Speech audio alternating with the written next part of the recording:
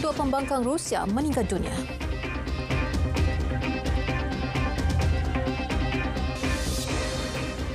Assalamualaikum dan salam Malaysia Madani. Angka kematian rakyat Palestin akibat serangan tentera rejim Zionis terus meningkat dan sehingga kini angkanya telah mencecah 28,663 orang, manakala 68,395 yang lain cedera. Dalam tempoh 24 jam lepas, 87 rakyat Palestin terbunuh dan 104 yang lain cedera. Sementara itu, Jawatankuasa Melindungi Wartawan CPJ mendedahkan 72 daripada 99 wartawan yang terbunuh tahun lalu adalah disebabkan konflik Palestin-Israel.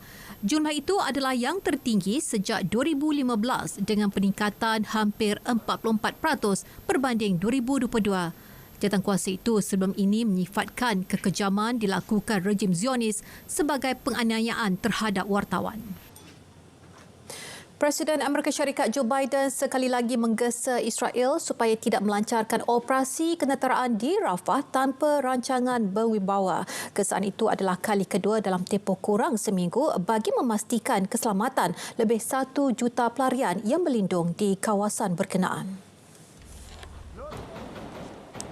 Rumah Putih dalam satu kenyataan menyatakan Biden dalam perbualan telefonnya bersama Perdana Menteri Israel Benjamin Netanyahu semalam membangkitkan kebimbangan mengenai situasi di Rafah. Menurut kenyataan itu, kedua-dua pemimpin berkenaan membincangkan tentang rundingan tebusan yang sedang berjalan. Tentera Israel dilaporkan telah menyerbu Hospital Nasir di Gaza pada Khamis dan keadaan itu menimbulkan kebimbangan baharu mengenai nasib ratusan pesakit dan pekerja perubatan. Sementara itu, Netanyahu terus menolak tuntutan antarabangsa untuk penyelesaian tetap dengan Palestin. Beliau turut bertegas akan terus menentang rancangan pengiktirafan antarabangsa terhadap negara Palestin. Dalam satu ucapan terbaharunya di platform X, Perdana Menteri Israel itu menegaskan inisiatif sedemikian hanya akan membuka pintu kepada keganasan yang lebih besar. Menurutnya, pengiktirafan antarabangsa dengan berlakunya pembunuhan beramai-ramai pada 7 Oktober lalu akan menggalakkan keganasan yang belum pernah berlaku sebelum ini. Keadaan itu juga akan menghalang sebarang perjanjian damai pada masa depan. Netanyahu turut menegaskan perjanjian damai hanya boleh terhasil daripada rundingan langsung tanpa prasyarat. Pemimpin pembangkang Rusia Alexei Navalny meninggal dunia pada usia 47 tahun. Berita kematian itu disahkan Perkhidmatan Penjara Rusia. Bagaimanapun, punca kematian masih belum dikenal pasti. Jawatankuasa Penyiasatan Rusia berkata pihaknya telah membuka siasatan ke atas kematian itu. Alexei Navalny adalah pemimpin pembangkang paling terkenal di Rusia dan mempunyai pengikut paling ramai atas kritikannya untuk memerangi jenayah rasuah di Rusia.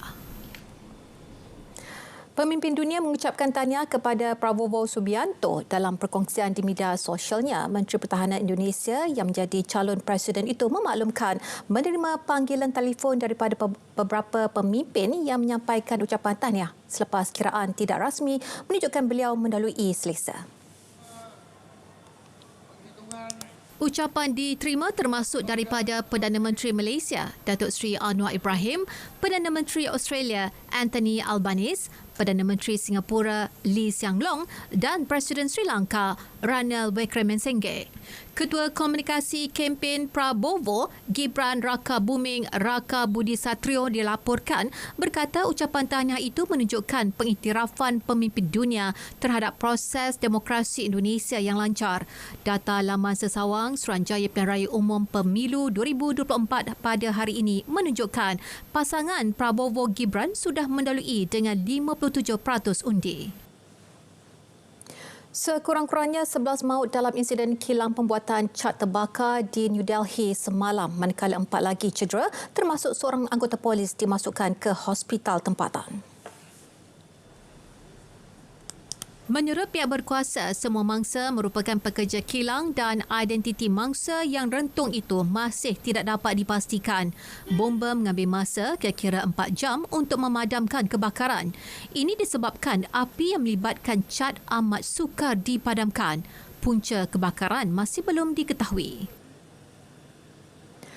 7 individu ditahan selepas disyaki terlibat dalam kes pengubahan wang haram bernilai $1.8 bilion di Hong Kong. Pihak berkuasa tempatan berkata ke-7 individu itu terdiri daripada 5 lelaki dan 2 wanita berusia 23 hingga 74 tahun. Jelas pihak berkuasa kesemua mereka adalah penduduk Hong Kong. Skim itu didakwa melibatkan penipuan dalam talian di India dan penjualan barangan elektronik termasuk berlian. Pihak berkuasa Hong Kong memaklumkan kes itu merupakan yang terbesar pernah berlaku di hab kewangan. Bagaimanapun ke-7 mereka dibebaskan dengan jaminan sementara siasatan diteruskan. Mahkamah Kemboja menjatuhkan hukuman penjara 2 tahun kepada 2 lelaki warga Taiwan selepas didapati bersalah melakukan penculikan palsu dari sebuah resort. Tertuduh pria Sihanouk, Chen Neng Chuan dan Lu Su Xian, 34, didakwa atas tuduhan kecenderungan menyebabkan kekacauan kepada keselamatan sosial dalam prosiding semalam. Berdasarkan kenyataan mahkamah, mereka ditahan selepas memuat naik video ditahan dan dipukul oleh pengawal keselamatan di sebuah bangunan di Sihanoukville menerusi akaun Facebook awal minggu ini. Ogos tahun lalu, Pertubuhan Bangsa-Bangsa Bersatu PBB memberi amaran bahawa ratusan ribu orang diancam di Asia Tenggara oleh kumpulan jenayah untuk menjalankan penipuan dalam talian selain diseksa. Menurut PBB, kebanyakan mereka diperdagangkan bagi melakukan kegiatan jenayah dalam talian, penyiksaan dan keganasan seksual. Pertubuhan Kesihatan Sedunia WHO memaklumkan kebanyakan negara di seluruh dunia berjaya mengurangkan penggunaan tembakau pada tahun lepas. Hasil laporan organisasi menyatakan jumlah pengguna tembakau berumur 15 tahun ke atas telah menurun secara berterusan kepada anggaran 1.245 bilion pada 2022 daripada 1.362 bilion pada tahun 2000. Malah unjuran penurunan berterusan kepada 1.20 bilion orang menjelang 2025. Menurut laporan WHO, kira-kira 1 daripada 5 orang dewasa mengambil tembakau pada 2022 dan menggesa dasar kawalan tembakau dan memerangi gangguan oleh industri tembakau dikuatkuasakan.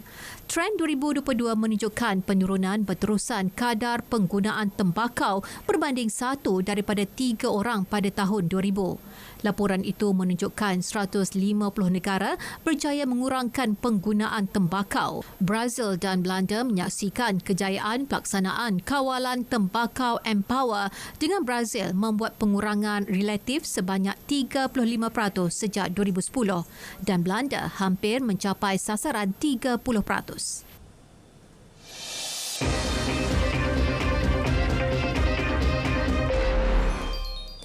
Petani di India akan meneruskan perjalanan mereka ke New Delhi untuk meneruskan bantahan bagi mendesak kerajaan untuk menuntut harga lebih tinggi untuk tanaman mereka. Dan ini selepas rundingan ketiga dengan kerajaan di Chandigarh tidak memberikan hasil. Rundingan tersebut dihadiri pemimpin Kesatuan Petani yang memprotes dan wakil-wakil kerajaan. Namun rundingan itu gagal mencapai kata sepakat mengenai harga minimum bagi pelbagai jenis tanaman. Oleh itu, Kesatuan Petani akan mengadakan satu lagi pusingan rundingan dengan menteri-menteri kerajaan pada Ahad ini. Terdahulu, beribu-ribu petani telah memulakan protes sejak awal minggu ini. Para petani kekal berkemah di sempadan antara negeri Punjab dan Haryana selepas dihalang memasuki ibu negara India dengan pasukan keselamatan. Sementara itu, di Rom, Itali, lebih 1,000 petani mengadakan tunjuk perasaan sebagai sebahagian daripada kempen bantahan sejak berminggu-minggu lalu di seluruh ibu kota Eropah. Protes terbaru itu menyaksikan petani menuju ke Circus Maximus dengan memandu traktor ke Stadium Purba di bandar itu. Terdapat sekumpulan petani turut berkumpul berhampiran pejabat Perdana Menteri Giorgia Meloni bagi menyampaikan surat aduan berhubung keluhan mereka susulan kenaikan kos bahan api dan penurunan pendapatan. Terdahulu, Meloni mengadakan pertemuan dengan Persatuan Peladang Itali dan berjanji untuk mengembalikan pengecualian cukai terhad yang telah digantung oleh kerajaan sebelum ini. Di Korea Selatan pula, doktor pelatih di 5 hospital awam sedia meletak jawatan sebagai bantahan terhadap reformasi latihan perubatan. Ini selepas kerajaan memberi amaran sedia mengambil tindakan undang-undang terhadap mereka. Mengikut Undang-Undang Perubatan Korea Selatan, doktor yang dianggap profesionalisme penting tidak boleh melakukan pemberhentian kerja secara besar-besaran. Namun doktor pelatih mengatakan mereka akan menyerahkan surat berhenti sebelum melepaskan jawatan masing-masing pada minggu depan. Kira-kira 330 warga Myanmar yang mencari perlindungan di Bangladesh dihantar pulang di tengah-tengah konflik di sempadan antara kumpulan pemberontak dan tentera Myanmar. Antara yang dihantar 300 anggota polis pengawal sempadan, 4 ahli keluarga mereka, 2 anggota tentera, 18 pegawai imigresen dan 4 orang awam. Penghantaran pulang itu melibatkan warga Myanmar yang terlibat dalam konflik di sempadan baru-baru ini. Sementara itu, Pesuruhjaya Bantuan dan Repatriasi Pelarian Bangladesh Muhammad Mizanur Rahman berkata proses penghantaran pulang berjalan lancar.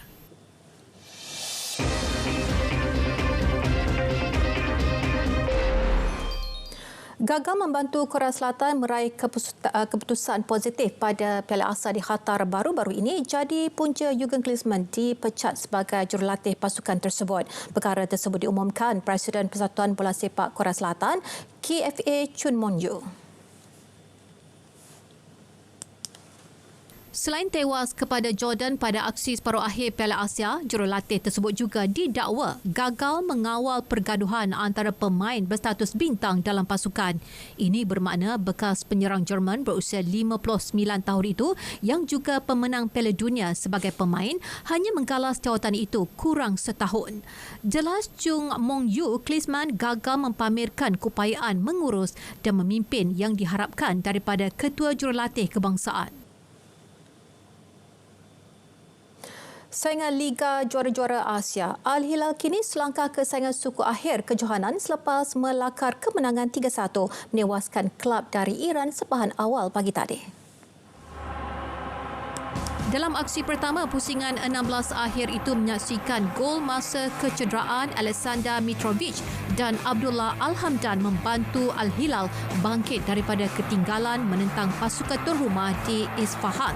Ketika ini, klub Liga Pro Saudi itu kekal dalam saingan merebut rekod kejuaraan kelima apabila Mitrovic meletakkan mereka di depan pada minit keempat masa tambahan sebelum Al-Hamdan melebarkan kelebihan 3 minit kemudian. Gol itu ternyata membunuh harapan sepahan selepas Ramin Rezain memberikan tuan rumah gol pendahuluan pada minit ke-37.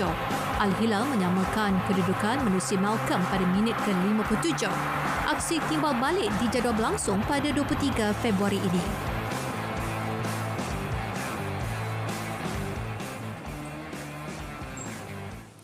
Baik, Dunia 10 berakhir di sini. Dari sungai ke segara Palestin pasti merdeka. Salam Malaysia Madani, tekad perpaduan penuhi harapan.